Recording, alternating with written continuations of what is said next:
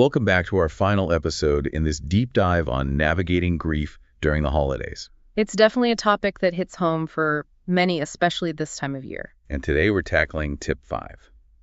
Pay attention to possible unhealthy coping techniques.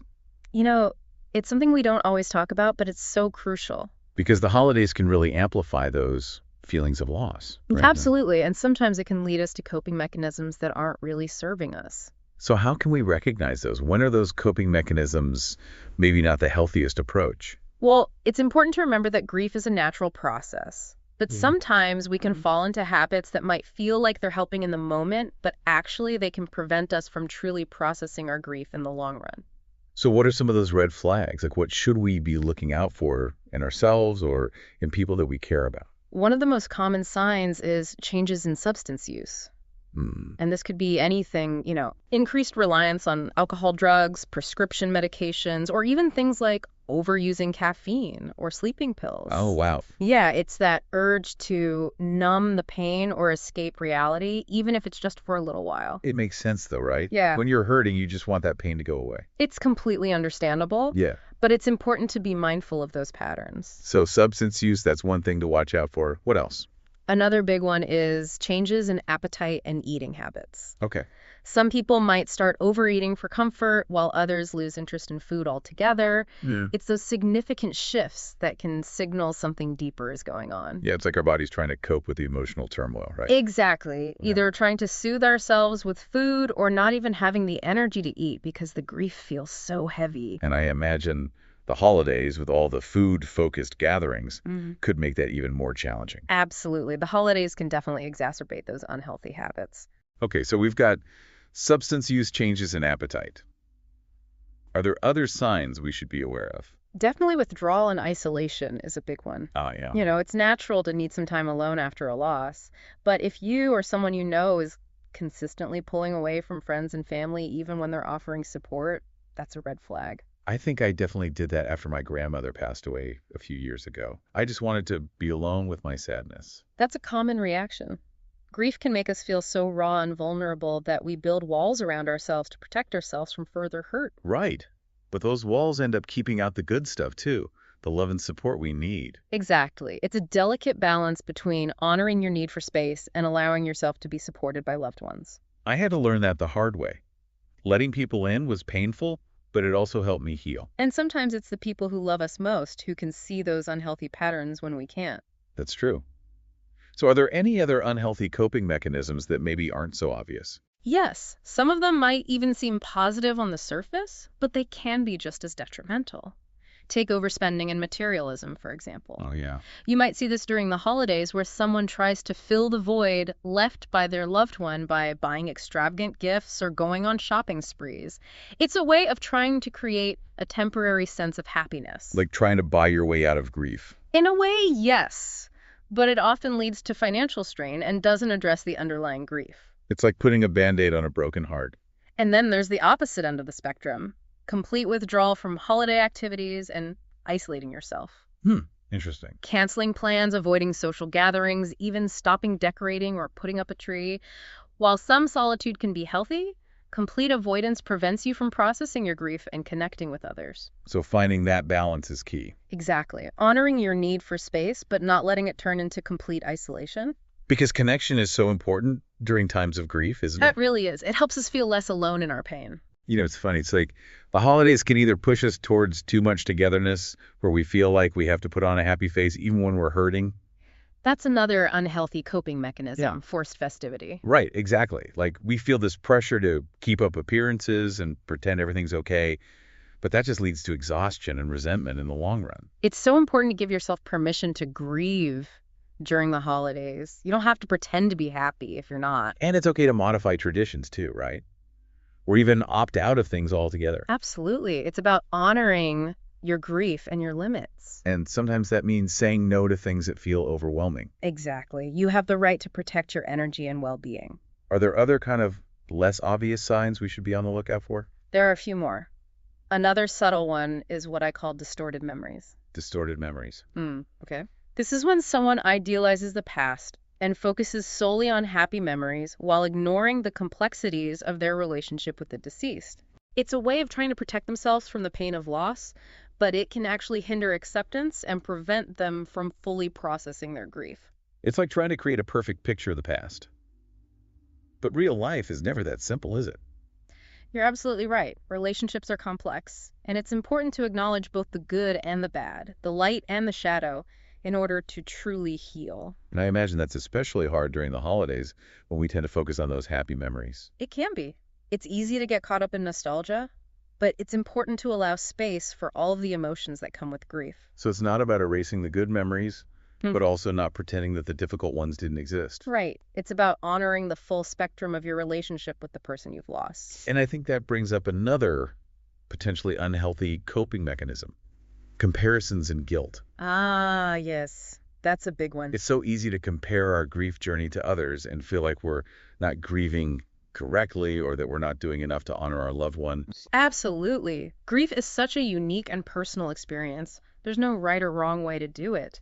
And comparing ourselves to others only leads to self-judgment and shame, which can hinder the healing process. It's like we're all given this invisible rule book on how to grieve. But grief doesn't work that way, does it? Not at all. It's messy, unpredictable, and deeply personal. There's no timeline for grief, and there's certainly no one-size-fits-all approach. And yet it's so easy to fall into that trap of comparing ourselves to others, especially during the holidays. It's true. The holidays often come with these expectations of joy and togetherness, which can feel so out of sync with the grief we're carrying. It's like everyone else is moving on and you're stuck in this bubble of sadness. And that can make us feel even more isolated and alone. So we've talked about all these unhealthy coping mechanisms, and it can feel a bit overwhelming, to be honest. It's a lot to take in. Yeah, so why is it so important to recognize them? Like, what are the potential consequences if we just kind of ignore these unhealthy patterns? Well, the thing is, these unhealthy habits might offer temporary relief, but they can really snowball into bigger problems down the line. Like, what kind of problems? Can you give us some specifics? Of course. One of the biggest risks is that these coping mechanisms can actually worsen both your mental and physical health. Okay. We're talking about an increased risk of depression, anxiety, substance abuse, even things like weakened immunity, chronic illnesses, and sleep disturbances. Wow, that's a pretty serious list. Yeah. So it's not just about feeling sad or stressed. Yeah. It can actually impact our overall well-being. Exactly. Grief can manifest in so many ways, and if we're not taking care of ourselves, both mentally and physically, it can have some pretty serious consequences. And it's not just about our individual health either. Right? You're right. These unhealthy coping mechanisms can also damage our relationships with others. In what way?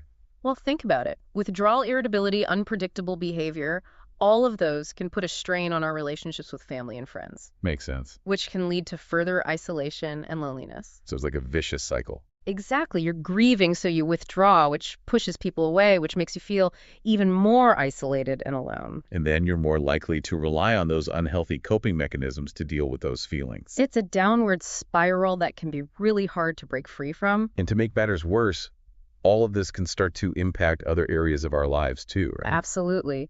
The inability to concentrate, focus, manage your emotions can lead to problems at work or school, maybe financial instability and difficulty fulfilling your responsibilities. So it's not just the emotional toll of grief, it's the ripple effect it can have on our entire lives. Exactly. And perhaps the most concerning consequence of all is that unhealthy coping mechanisms can actually lead to prolonged and complicated grief. Complicated grief. I'm not sure I'm familiar with that term. It's basically a type of grief that's particularly intense and long-lasting. It's like getting stuck in the grieving process, unable to move forward. Stuck. And one of the main reasons people get stuck is because they're using unhealthy coping mechanisms to avoid the pain of their loss. So it's like those coping mechanisms, while they might feel helpful in the moment, are actually preventing us from truly healing. That's a great way to put it. It's like we're trying to outrun our grief, but eventually it catches up to us. It makes me think of a friend of mine who lost her mom a few years back, right before the holidays.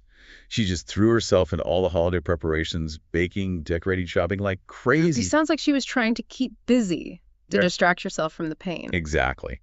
And for a while it seemed to work. You know, she was keeping it together, putting on a brave face for everyone.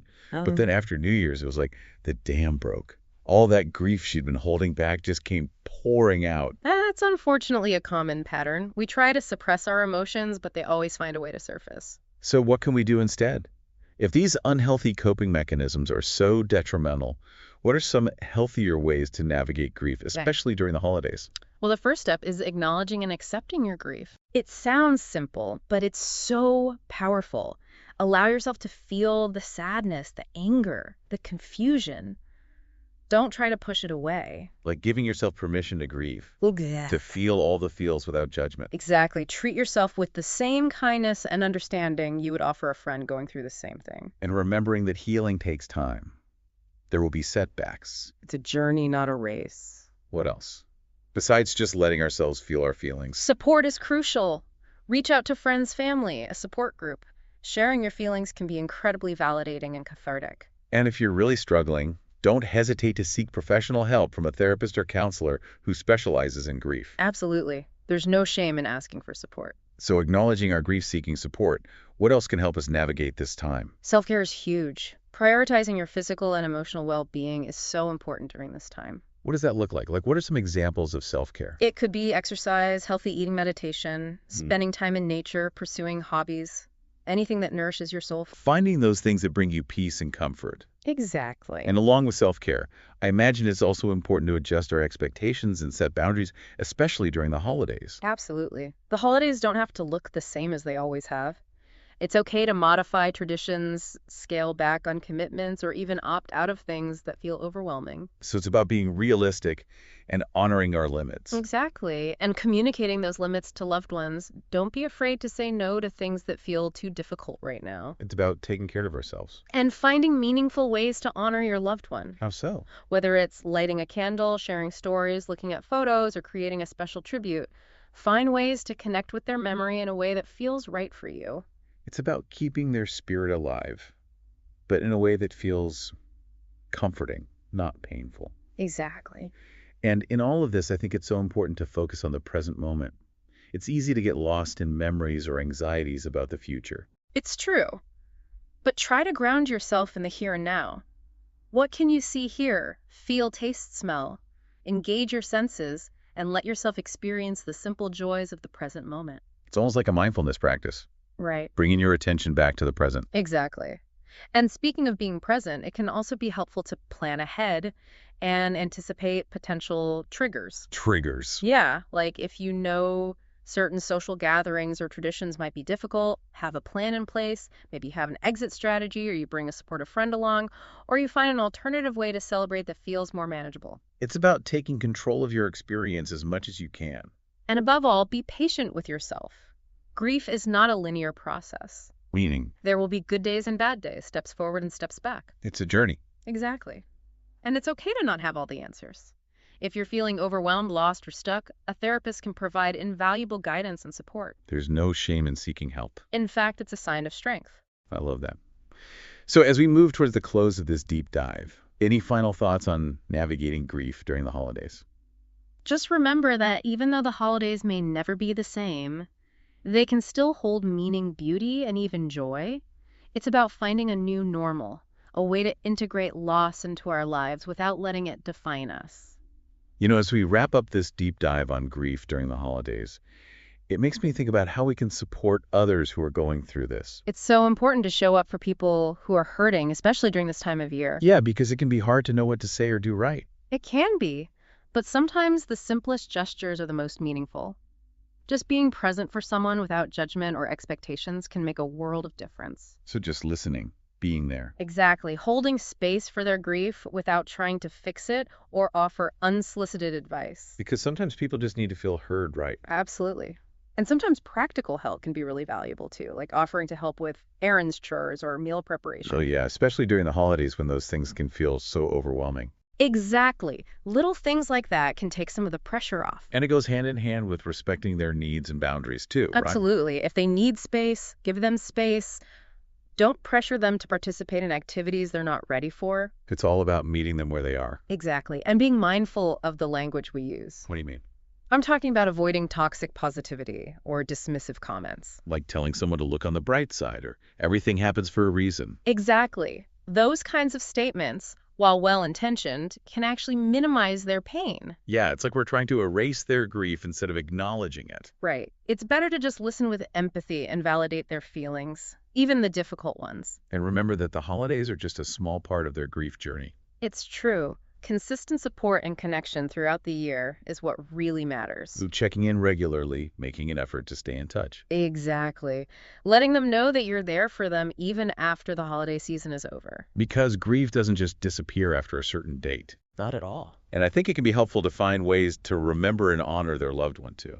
Absolutely. Sharing our own memories, participating in activities that keep their spirit alive. It's a way to acknowledge their absence without erasing their presence. Beautifully said. So as we wrap up this series on navigating grief during the holidays, I think the biggest takeaways are be kind to yourself, be kind to others, and remember that healing takes time. There's no right or wrong way to grieve. Allow yourself to feel whatever you're feeling. Seek support when you need it. And honor your loved one's memory in a way that feels meaningful to you. And if you're supporting someone who's grieving, remember the power of presence, empathy, and consistent support. The holidays may never be the same, but they can still hold meaning, beauty, and even joy. It's about finding a new normal, a way to integrate loss into our lives without letting it define us.